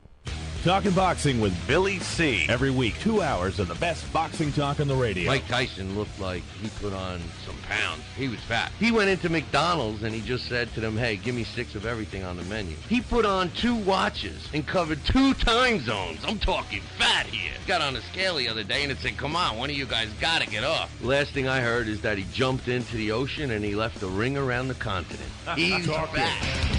Boxing with Billy C. Now back to Talking Boxing with Billy C. He may not have an Excellence in Broadcasting award, but the night's still young. And he's got martinis. So you never know what may be by morning. It's Talking Boxing with Billy C. Talking Boxing with Billy C.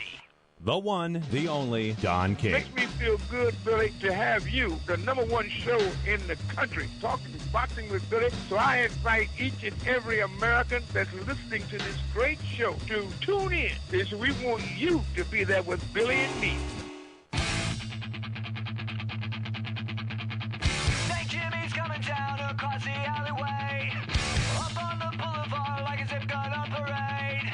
Lights on the silhouette, he's in some butter net, coming at you on the count of 1.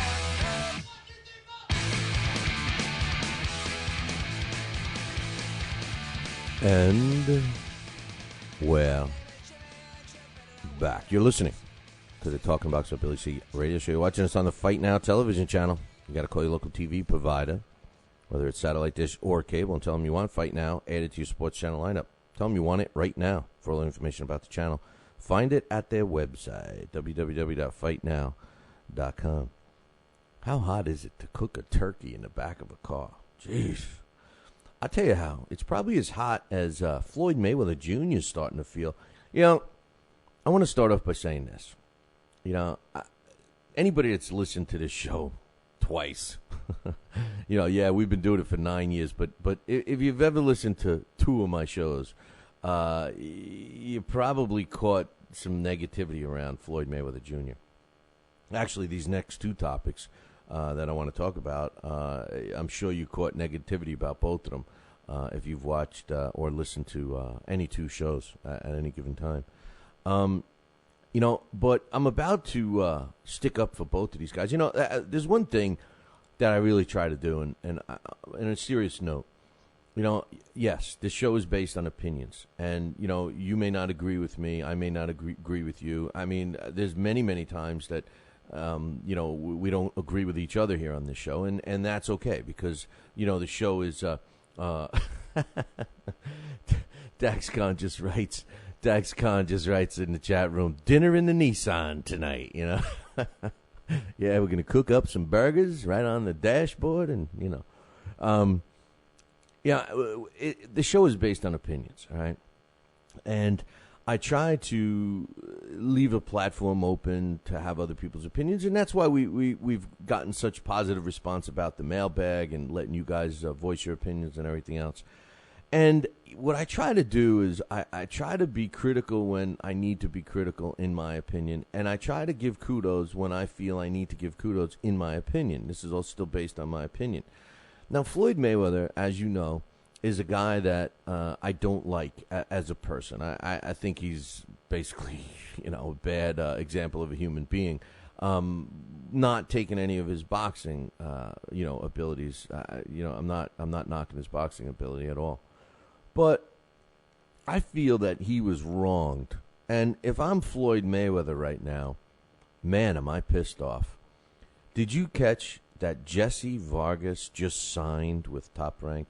Now, what I find amazing is that nobody's saying anything about Jesse Vargas being a Mayweather protege up until this signing. I mean, all of the press that I read about this is all about how Jesse Vargas was where he wants to be. I wanted to be with Top Rank. I wanted to be busy. And now I'm so happy I'm with Top Rank. I'm with Top Rank. I'm with Top Rank. And not one person is mentioning the fact that this was the guy that Mayweather Promotions was grooming. I mean, when he fought my man, I call him my man because I love Josito Lopez, I thought Jesse Vargas lost. But remember something, immediately after that fight, Mayweather said, and I can't get this quote perfect because I don't know exactly what it was, but it was along the lines, if you recall, Amir Khan was trying to get a fight with Mayweather. And Mayweather turned around and said, hey, you beat my guy, Jesse Vargas, and I promise you I'll give you a fight. This was Mayweather talking to Khan. You know, for all intent and purposes, I thought Jesse Vargas was under some kind of a contract with Floyd Mayweather and or Mayweather Promotions. To have this kid at this point in time, now you got to go all the way back, and I believe that this guy was working with Mayweather Promotions all the way back minimally. Now, I maybe I'm wrong. Maybe he started with him. I don't know. Maybe he just started working with him in the last couple of fights. But I know one thing for sure, that he was definitely with working with Floyd Mayweather Promotions in May of 2010 when he fought Arturo Mora. And you know, from that point on, all of those fights, which have been good fights and progression with his level of opposition, put Jesse Vargas where he is today as a hot prospect. As a matter of fact, we have him on the cusp in our rankings in the welterweight division. And you have to give credit to Floyd Mayweather and Mayweather Promotions. And what does this kid do for thanks? He signs with the worst possible rival in Floyd Mayweather's life. And he goes with crosstown rival, Top Rank. You know, I think this speaks volumes of the type of business this boxing world is. You know, there's no loyalty. You know, I cut up Floyd all the time. I say, you know, he was a wannabe this, he's a wannabe that. But you know what? The guy is a name in the sport. He's gonna go down regardless of whether you like him or not as an all-time great. And you know what? You know, without him, without his public backing of Jesse Vargas, do you think for a minute Jesse Vargas would be anywhere he is today? And for Jesse Vargas to slap this guy in the face and go with Bob Arum, I tell you what, I'm the first on the line to stick up for Mayweather right now. As much as I don't like him as a person, I can't believe that Jesse Vargas did this. Now, unless I'm mixing him up, unless there's another Jesse Vargas out there, unless there's another Jesse Vargas that, you know, fought Josito Lopez and Leonardo Tyner and Stevie Forbes in his last fight. I mean, all of those fights, if there's another, you know, Jesse Vargas, and I'm wrong here, then somebody straighten me out. But as far as I knew, Jesse Vargas, at least in principle, was among the camp of Mayweather. And for Mayweather not to sign him, maybe to a paper contract, maybe because he felt he did so much for this kid, you know, to get a slap in the face, to get a stab in the back like this is terrible. You know, so, man, you know, Floyd, I know you're sitting in the can right now, and I know you're suffering with the jail food and the tap water and everything. But, man, I'm on your side for this one. I'm on your side for this one, Floyd. So, Jesse Vargas signs with Top Rank. Man, I'm shocked about that. And, hey, I got another one. You think you're shocked about me sticking up for Floyd Mayweather Jr.? Well, how about this? How about I'm going to tell you that I agree. I agree. It's hard. I can't. I can't get the words out. I actually agree with Jose Sulaiman. Yeah, the troll. I do, man. I agree with him. Jose Sulaiman puts out the his weekly little hook to the liver thing. It goes out in a Mexican newspaper on Sundays, and then, you know, it sprinkles around. We end up reading it. You know, it comes to us. I think I got it in yesterday's mail. And, you know, generally it's just propaganda to me, and it's a joke. Sometimes they have some interesting stuff about the history of different weight classes as far as the WBC is concerned and everything else. Well, this week's issue was kind of some more about the Manny Pacquiao and Timothy Bradley decision. And, you know, he goes on to say about, you know, he kind of bashes Dwayne Ford and then kind of, you know, says he's good. Then he bashes the Nevada State Athletic Commission and then kind of says they're good. And he gets into some stuff. But he made some interesting points. And I want to, you know, I highlighted some stuff I wanted to mention. he's talking about boxing and scoring system and everything else. And he says boxing is perhaps the most subjective sport. It's the only score. The only score is punches thrown at a high speed from one boxer to another that are practically impossible to count. Now, I agree with Jose Suleiman there. And that's been a platform of mine when we talk about CompuBox. I could discredit the guy counting it. I can discredit his ability to hit a button, get the brain, eye, finger, button coordination, the guys that can do that really quickly.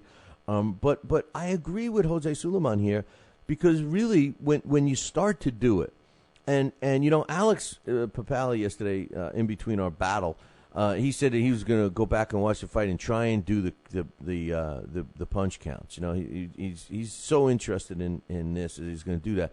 And the more I thought of that, I think that that's a great idea, and I hope he does it, because I'm curious to see if as a normal guy, now Alex isn't normal in more ways than one, but Alex is much more knowledgeable than the normal boxing fan. So Alex has an edge there. But even so, I'm curious to see if Alex can actually score the fight, the punches, maintain it for 3 minutes of 12 rounds, and maintain his focus and be able to actually count the punches. You see, I think that that's very hard. I don't think the human brain can stay focused on it that long. That's why I've always said that I think that once the human element is taken out of the CompuBox stats, we will actually have some accurate stats, because the human element will be gone. And it would be strictly yes, no, on, off, like in computer terms. It's either on or it's off.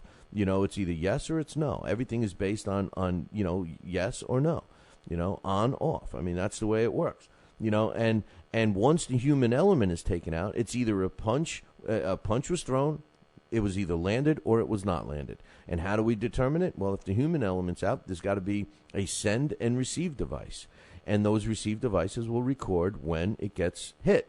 End of story. It'll be fact. I will buy it. I will say that I will believe those stats once the human's out of it.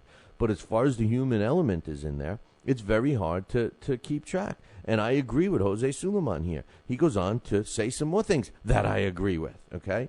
He says people in other countries are not happy with some, but not all, commissions in the United States because they disregard using neutral judges. He says he compares it with the NFL and Major League Baseball, NBA, etc. They send their own neutral officials, but not boxing. Now, what's he talking about? He's talking about the fact that the state of Nevada, it refuses to bring in any other judge. They only use their own state officials. So does New York. New York is the same way, as far as I know. And other commissions too. These are the examples of commissions that overcommission. The state of New York is, come on. The state of New York they are the most overcommissioning commission. They are bullies when it comes to commissioning. They prey on new promoters and young people that are getting involved and everything else. They act like the tough bully in school, and that's them. And Nevada's the same way. Why shouldn't there be neutral judges? One of the reasons is the expense. The promoter has to pay for it. I don't know if the state of New York or the state of Nevada really cares about bringing in another judge as much as maybe the promoter does. But it's an interesting point. Why isn't there more neutral judges in big fights like this? Why do all three of those judges are from Nevada? And let's add it in that there was also rumors about other issues with those judges that may have been, negativity towards Manny Pacquiao, because of some of his things, So I mean, in this case, why not bring in three judges? Maybe one from the Nevada, maybe even in this case, bring a New York judge into Nevada, bring a Nevada judge, or better yet, bring a United States judge to represent the U.S., bring in somebody from another country and a third person from another country. I agree with Jose there. He says when he starts talking about the system, and now he's actually coming up with a way of changing the way the system works. And I agree with him. I love the new idea. And let me tell you how it worked. He says, In the original, he talks about the way New York kind of set the standard back in the old days, and they used to score, a fight by who won the round. Now, I was saying earlier, not on this show, but a couple of weeks ago, maybe a week ago, whatever, that I like that way. I don't mind scoring a fight, saying, okay, I had it, 5 rounds to 4, or 6 rounds to 4, or whatever. I don't have an issue with that, and if we scored the fights like that, okay. But apparently there was enough issues to make them want to change it in the late 50s, early 60s. And by 1963, we all adopted the 10-point must system. Now, the way this works, by definition, is, and this is being defined by Jose Suleiman, he says the 10-point must system gives the winner of the round 10 points mandatorily. Now, the only time that 10th point is affected is if you score a round, if Fighter A is fighting Fighter B, and Fighter A wins the round, and you score it 10-9, but the referee deducted a point from Fighter A because he hit behind the head or hit below the belt or whatever. So you score the fight 10-9, and then you subtract the deduction after your score, so that round becomes a 9-9 round. Okay, so that's the only little discrepancy with a 10-point must system. But the way it works is that you must give 10 points to the winner of the round before any point deductions. Now, he says this is the way it works. The winner of the round gets 10 points automatically, and the loser is supposed to get 9 points or less. He says that that's worked for the last 50 years. And we got a phone ringing here. But he says that's worked for the last 50 years, and that has worked. He says, but here's the big problem. He says the problem is that the judges score a 10-9 round for the winner, regardless if it's by a clear, very clear, or overwhelming difference. And I think he makes a great point here. In the case of Manny Pacquiao and Timothy Bradley, just like Alex and I were arguing about yesterday, there were several rounds that could be argued either way. And depending upon who you feel like giving the edge to, and Alex admitted that after he rewatched it, all those close rounds, he decided to give the edge to Timothy Bradley, that the score becomes different. That tells us that maybe the judges, in their back of their mind in Las Vegas on that particular night, were scoring the same way, that same mentality. The close rounds, they were leaning towards Timothy Bradley. And Jose Suleiman goes on to say, it practically destroys the fairness of the system. And he explains, if Boxer A wins slightly in the first round, he gets scored 10-9. If Boxer B wins the second round, but he wins it overwhelmingly, the score is still 10-9. Where's the justice? And when you add those scores up at the end of the night, it's close. He says judges are allowed to score 10-8 rounds, and they should. If a fighter is winning a fight and he practically beats the snot out of the guy, except doesn't knock him down in a round, that the judge should consider scoring at 10-8, but normally they don't. The only time they score a 10-8 round is if there's a knockdown. Now, he's come up with a system that I think is a good idea, and he's utilizing technology. He says, we want to totally change the system. We want to change it into clicks on buttons, designating the differences in the action, but not in numbers. We will let the judges click the buttons. And he's just hypothetically naming them now. He says, obviously, you'd have to, figure out a name for them. But one button would be for a slight difference in a round. The second button would be for a somewhat clear difference. Third button would be for a very clear difference. And a fourth button would be an overwhelming difference. They will go on to say that there's a fifth choice of, a total beating in a round. And then they would also have buttons for knockdowns, whether it one knockdown, two knockdowns, or whatever, and another one for fouls. And each one of these buttons would actually equal a score. And at the end, you add it up, and that's how you get it. In theory, obviously it sounds confusing right now, but it's almost like one of these cards where okay, do you like our product? Okay, somewhat. Was to follow our directions difficult, somewhat difficult, easy to follow, and you're circling the score, and I think that theory isn't a bad idea, because now you click that on a device. He said it would be a computer device, so you would be able to touch, highlight something, bing, bing, boom, and it'll be done. And that gets put into a system that adds it. We eliminate the BS of, I made a mistake, I didn't add up my scorecard right, all of that BS. And we're actually looking at rounds every minute of every round. Now, the same argument in the Pacquiao-Bradley fight, you could say, well, listen, if you're scoring it like that, maybe Bradley does win because, let's face it, Manny Pacquiao was coming on strong in the last minute of a 3-minute round. Although you're scoring the fight, you're supposed to be scoring the fight on hard, aggressive punching, solid shots.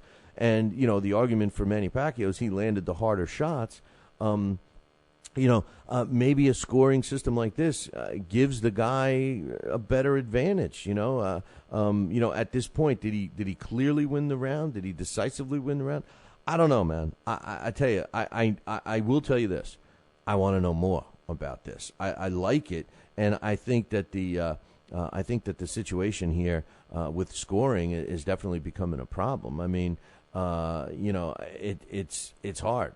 Now, I've always said, well, I think all of the judges know the criteria in which to score, but I don't believe that they're putting the emphasis in the same order. Some judges like, a fighter that's moving forward, and they score rounds even if he's not throwing punches. Other judges seem to score rounds for fighters as long as they're just wailing away.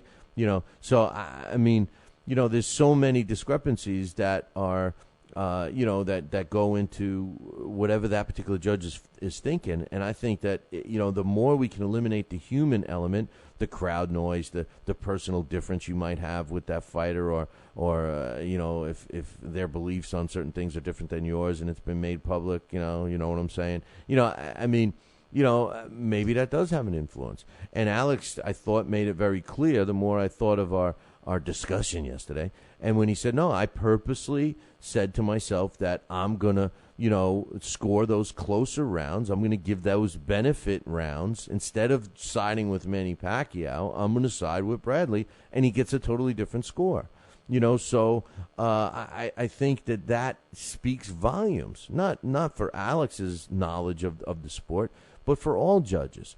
Depending upon where their mindset is and who they're going to give those close rounds to, could certainly dictate a score, and it could certainly make one judge's scorecard look totally different than another's. And I think that if we can eliminate the human element, I think our scoring will be much more accurate, and I think it'll be better off. So here and all in all, the bottom line is I like what Jose Suleiman is saying here. So, I give him an attaboy. And you're going to be hearing it on Thumbs Up in a little bit. One other thing he wants to discuss is the possibility of, instead of having 3 judges, have 5. He says, but most promoters oppose that because it would cost them more money, which makes sense to me that, of course, they're going to oppose it. They don't want to spend no money. They don't want to spend no damn money. But anyway, that's that. We had a couple of press conferences yesterday.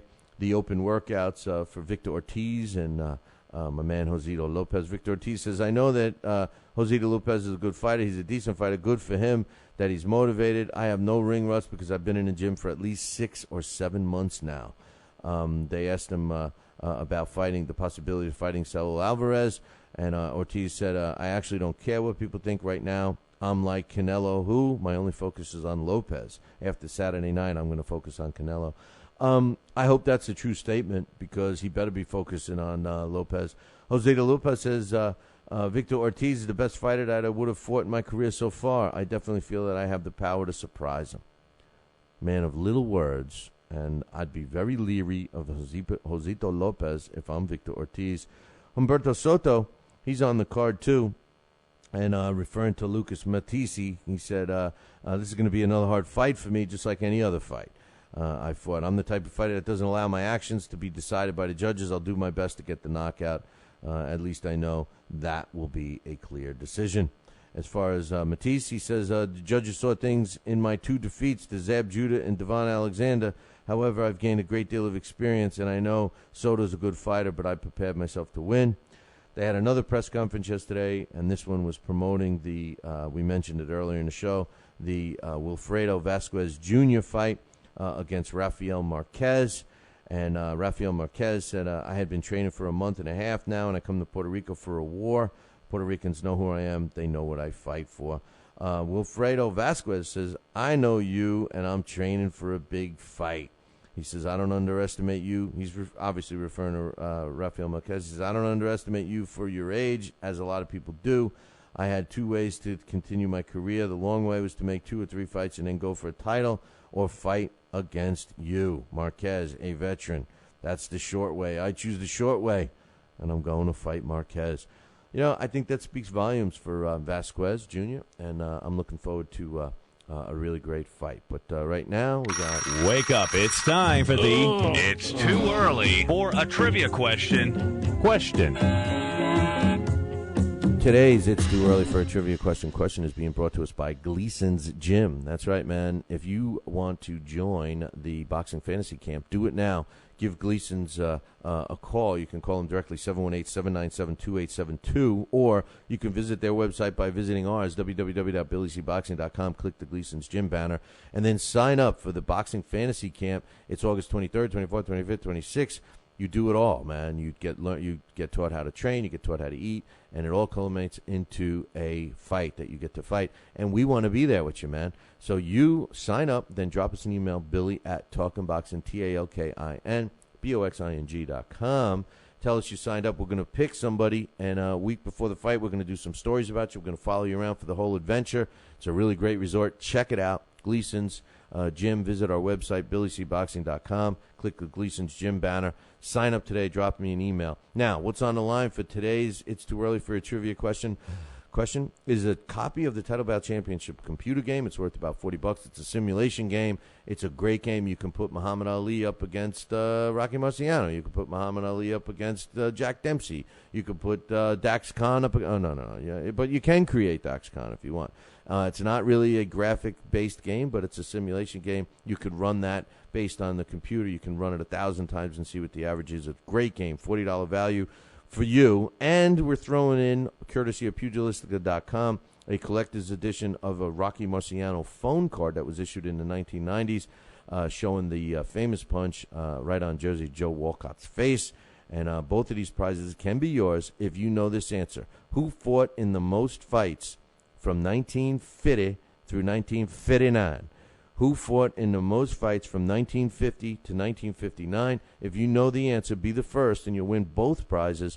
Email me, Billy@TalkinBoxing, TalkinBoxing.com. Who fought in the most fights from 1950 to 1959? Good luck to everybody. This day in boxing history. And finally, this day in boxing history is being brought to us by Campanaro Tomkovich. If you're looking for a lawyer, use the ones that keep my ass out of trouble. That is Campanaro Tomkovich. Give them a call today, 845-221-4099. That's 845-221-4099. Let Campanaro Tomkovich knock out your legal problem. On this day, June 21st, back in 1932, Jack Sharkey wins a 15-round decision over Max Schmeling to win the world heavyweight title, and that took place on this day, June 21st, 1932, in Long Island City, New York. Hey, man, that concludes our show for today. I got one more thing to say. You know what it is?